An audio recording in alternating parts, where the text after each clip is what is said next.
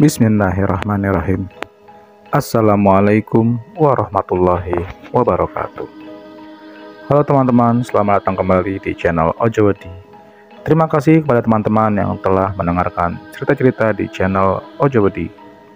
Tak lupa juga kami ucapkan terima kasih kepada teman-teman yang telah mensupport channel ini agar makin berkembang dan bisa menghibur halayak yang lebih ramai. Seperti biasa teman-teman, jika sudah siap, selamat mendengarkan. Kisah ini dimulai dari pengalaman seorang perawat di sebuah panti jompo di daerah Garut yang bernama Kristina Ambarwati. Kristina Ambarwati sudah hampir 2 tahun bekerja di panti jompo Restu Ibuku. Ia memiliki tanggung jawab dengan pasien asuhannya yang berjumlah 15 orang. Keistimewaan Kristina adalah ia bisa mengetahui atau melihat hari-hari menjelang ajal setiap pasiennya, sekalipun ia terlihat sehat. Hal dan pengalaman inilah yang paling ditakuti Kristina sepanjang hidupnya. Ia memiliki indera keenam semenjak ia masih sekolah di perawat.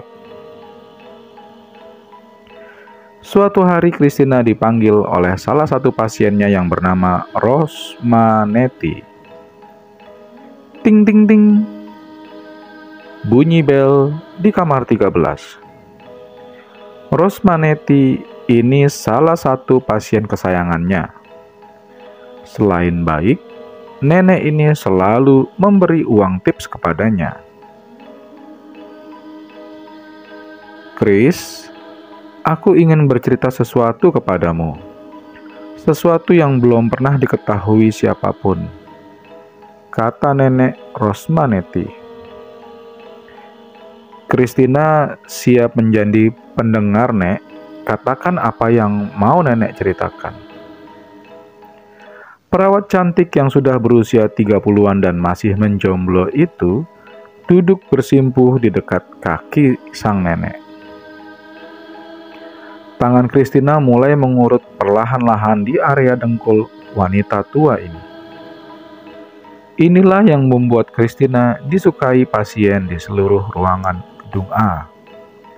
Selain penuh perhatian, juga sabar dan sopan dalam memperlakukan orang tua. "Sebenarnya aku merasa bersalah. Aku dulu mempunyai beberapa cucu, tapi cuma satu yang selalu menjadi pikiranku, yaitu Tari. Semenjak Tari ditinggal ibunya, aku mendengar ia kini sebatang kara. Kalau aku nanti mati, aku ingin kau memberikan ini untuk cucuku sebagai bekal dia." Nenek Rosmaneti menyerahkan sebuah tas koper warna hitam dan kartu alamat Tari kepada Kristina. Kristina sudah memiliki firasat bahwasanya usia nenek Rosmaneti tidak akan lama lagi. Selama ia bekerja di panti ini, rata-rata pasiennya selalu berpesan kepada Kristina agar pesannya kelak disampaikan kepada ahli warisnya sebelum ia wafat. Hari-hari selanjutnya pun mulai terjadi perubahan. Nenek Rosmaneti mulai susah makan sekalipun disuapin Kristina. Keadaan pun mulai lemah dan harus menggunakan kursi roda. Wajahnya pun selalu terlihat keruh bekas banyak melamun. Setiap malam, Kristina selalu mengecek kesehatan dengan mengukur tekanan darah nenek Rosmaneti. Sambil memberi obat vitamin, tak lupa selalu memberi semangat. "Ayo Nek, kalau mau kita tengok Tari, nenek harus semangat." Namun, tanpa diketahui Kristina, vitamin dan obat-obatan yang diberikannya selalu dibuang ke tong sampah oleh nenek Rosmaneti. Hingga suatu hari Nenek Rosmanetti terbaring lemah di ranjang dengan alat masker oksigen menempel di hidung. Para dokter dan pasien lainnya sudah hadir mengelilingi tempat tidur Nenek Rosmanetti. Perawat Christina yang sedang mengikuti rapat juga turut dipanggil. Inilah pengalaman yang selalu ia takuti. Bertemu dengan salah satu pasiennya yang sudah menjelang sakaratul maut dan menyaksikan saat-saat nyawanya ditarik sang malaikat. Ketika Christina mulai memasuki kamar Nenek Rosmanetti, ia melihat dua bayangan seperti cahaya berdiri di sisi kanan dan kiri nenek itu. Tak ada yang tahu kecuali dirinya. Setelah telinga Christina sangat dekat dengan mulut sang nenek, ia mendengar bisikan di balik masker zat asam itu. "Jangan kau lupakan pesanku. Cari Tari sampai ketemu dan serahkan tas ini kepadanya." Setelah selesai berpesan itu, Christina mulai melihat tubuh sang nenek kelojotan, seperti menahan sakit yang teramat sangat. Setelah tubuhnya terlonjak beberapa kali ke atas, akhirnya Nenek Rosmanetti terlihat lemas dan diam selamanya. Gadis cantik itu hanya bisa menangis sesegukan. Tak bisa menahan kesedihan ditinggal pasien yang paling baik dan disayanginya. Keesokan harinya setelah pemakaman, Christina mulai berangkat mencari alamat Tari seperti yang tertera di kartu. Christina mulai tiba di balik Gunung Papandayan, di mana ada sebuah desa yang bernama Desa Bodas. Penduduk desa Bodas ramah-ramah dan satu sama lainnya mengalami kesulitan dalam berinteraksi. Karena jarak satu rumah dengan rumah lainnya bisa berkilo-kilo jauhnya. Rata-rata penduduknya bercocok tanam seperti di sawah dan ladang jagung. Ketika mereka ditanya keberadaan rumah Tari, seorang RT mengatakan semenjak ibunya mati, Tari dan ayahnya meninggalkan rumah kontrakannya dan menyendiri di sebuah rumah kosong. Dengan berjalan kaki, menaiki lereng-lereng yang licin, akhirnya ia menemukan sebuah rumah cukup besar dan sepi. Rumah ini sepertinya milik orang kaya yang ditinggal begitu saja oleh pemiliknya.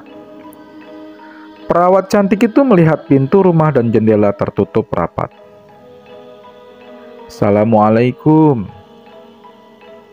Christina mengucapkan salam kepada penunggu rumah. Namun sepi, tidak ada sahutan dari dalam.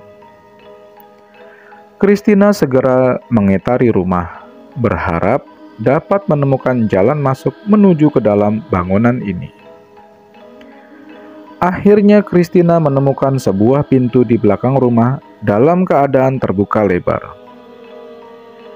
Di dalam terdengar suara anak kecil yang sedang bermain congklak. "Giliranmu, ayo." Christina mengintip ke dalam.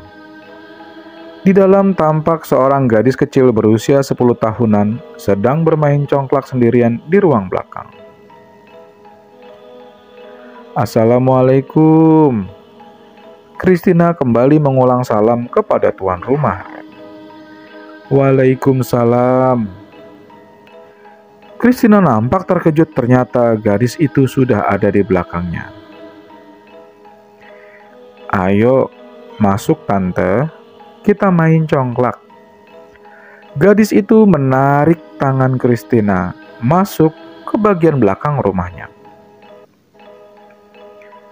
Christina mulai bertanya, "Apakah kau yang bernama Tari?" "Benar, tante. Akulah Tari." "Ayo tante, kita mulai. Sekarang giliran tante yang jalan. Christina menyenangi penampilan pertama gadis kecil ini. Gadis ini terlihat begitu baik dan supel. Oh iya, nama saya Tante Christina. Dan tante nggak tahu caranya main congklak. Christina lalu melihat ke sekelilingnya. Sepi, debu, dan sarang laba-laba ada di mana-mana. Tak ada fasilitas listrik. Hanya ada lampion kristal raksasa yang bergantung di atas plafon tanpa lampu. Serta ada beberapa perabotan jati yang usang peninggalan orang pertama. Kamu di sini sendirian? Apa kamu nggak kesepian? Selidik Christina. Kata orang kamu tinggal berduaan dengan ayahmu. Mana ayahmu? Tapi pertanyaan itu tidak dijawab oleh Tari. Gadis itu tetap bermain congklak sendirian, seakan tak mendengar.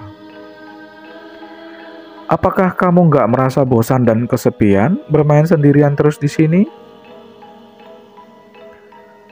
Bosan dan kesepian di sini? Tatapan gadis itu membuat Christina berdiri bulu kuduknya. Belum pernah ia merasakan selama bekerja di panti ketakutan seperti ini.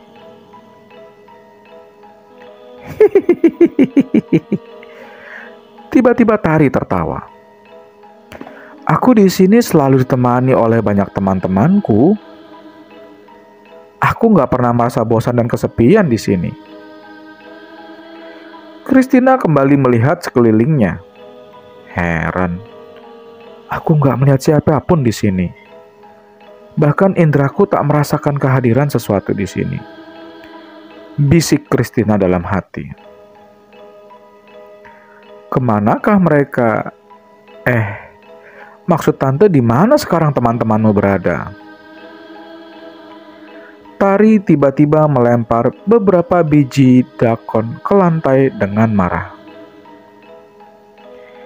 Gara-gara tante tadi mengucapkan salam, akhirnya semua teman-temanku pada kabur. Gerutu Tari kesal.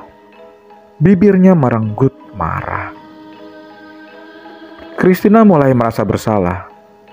Ia langsung mengelus rambut gadis itu, langsung mengeluarkan makanan. Maafkan Tante Christina ya Tari. Oh iya. Ini ada makanan. Kita makan siang bareng-bareng yuk. Rupanya ajakan Christina langsung ditanggapi Tari. Gadis itu nampak lahap menahan memakan nasi bungkus bawaan Christina. Jeger! Tiba-tiba kilat dari luar menyambar. Tari lari ketakutan dan langsung melompat masuk kamarnya. Hujan pun datang dengan keras, hingga membuat semuanya menjadi licin dan becek. Christina merasa kasihan dengan Tari, gadis cilik yang telah lama ditinggal mati ibunya itu. Ia lalu mengetuk pintu kamar Tari. Tok, tok, tok. Tari, ayo keluar sayang, temani tante ngobrol yuk. Christina kembali mencoba membujuk gadis itu untuk keluar. Tari, ayo keluar, ajari tante main dakon dong. Namun Tari tak juga keluar kamar hingga malam tiba. Di dalam rumah nampak mulai sunyi dan gelap. Hanya ada remang-remang cahaya dari awan yang menembus jendela yang sudah penuh debu. Christina ragu, ia ingin pulang, tapi semua urusannya dengan Tari belum selesai. Di luar sana pun hanya terlihat sayup-sayup cahaya lampu rumah penduduk. Christina tak mungkin pulang sekarang dalam keadaan gelap gulita dan jalanan yang serba licin seperti ini. Di saat hatinya bimbang, tiba-tiba muncul si gadis cilik. Tari keluar kamar sambil membawa beberapa lilin. Lalu lilin-lilin itu dipasang mengelilingi kotak kayu dakon seperti memasang pembatas arena main. Tante benar-benar mau main dakon dengan Tari. Gadis itu nampak tersenyum gembira. Christina mengangguk sambil balas menatap dengan pandangan seorang ibu. Tari lalu mulai mengajarkan bagaimana cara main dakon kepada Christina. Setelah Christina mulai paham, keduanya pun mulai bermain. Bulu-bulu kuduk Christina mulai berdiri saat angin dingin mulai masuk dan menerpa tubuhnya. Indra keenamnya mulai bekerja. Ia mulai melihat satu persatu makhluk tak kasat mata berbentuk anak-anak kecil mulai menonton, mengelilingi mereka berdua. Mereka tampak ikut senang sambil tertawa terbahak-bahak. Dan beberapa bocah jin ada yang mencoba memanjat ke tali lampion, sehingga lampu yang bergantung di bawah plafon itu mulai bergoyang-goyang perlahan-lahan. Christina kini mulai yakin Tari tak berbohong. Memang benar gadis ini tak pernah merasa kesepian di rumah kosong ini, karena banyak ditemani oleh makhluk-makhluk gaib. Christina mulai kasihan. Ia bertekad untuk membawa Tari keluar dari rumah ini. Tak baik untuk kesehatan jiwa anak ini, bisiknya dalam hati. Tengah lagi asik-asiknya main dakon, tiba-tiba terdengar pintu kamar dari arah sebelah kanan terbuka.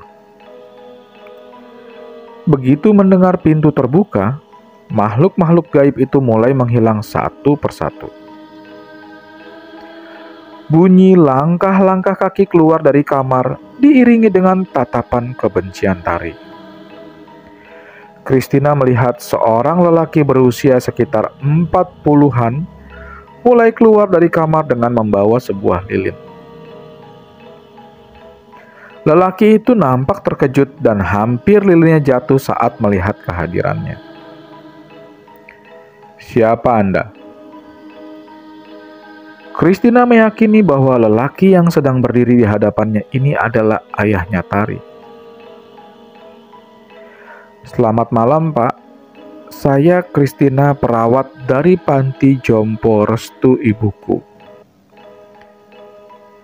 Yang pertama, saya kemari mau menyampaikan berita duka bahwa neneknya Tari baru kemarin lusa wafat. Sayalah yang selama ini merawat nenek Rosmanetti sampai akhir hayatnya." "Apakah benar Bapak adalah orang tuanya Tari yang bernama Pedro?" tanya Christina sebelum menyampaikan amanah berupa penyerahan tas koper hitam kepada ahli warisnya. "Benar, aku Pedro, ayahnya Tari. Ada apa ya?" Wajahnya kini semakin terlihat jelas setelah Christina mendekati lelaki itu. Tak ada raut yang lembut dan simpati, yang nampak hanya kebuasan di wajahnya. Penampakan lelaki ini pun acak-acakan seperti habis minum minuman keras. "Aku akan menyerahkan tas ini dari nenek Rosmanetti untuk bekal Tari di masa depan." Christina membawa tas hitam itu. Mata lelaki itu tampak berbinar senang. "Berikan tas itu, biar kusimpan." "Jangan!" Tiba-tiba Tari berteriak kuat. "Lelaki itu bukan ayah kandung Tari. Dia ayah tiriku. Jangan serahkan tas itu kepadanya," karena dialah yang mencekik ibuku hingga mati. Christina nampak ragu. Ia segera menarik tas itu kembali dari tangan Pedro. Tari segera membuka pakaian atasnya. Terlihatlah sebagian dada, payudara, dan punggung gadis itu. Terlihat bilur-bilur biru, bekas puluhan ikat pinggang, dan luka bakar dari puntung rokok. Hampir setiap hari, pria ini menyiksaku.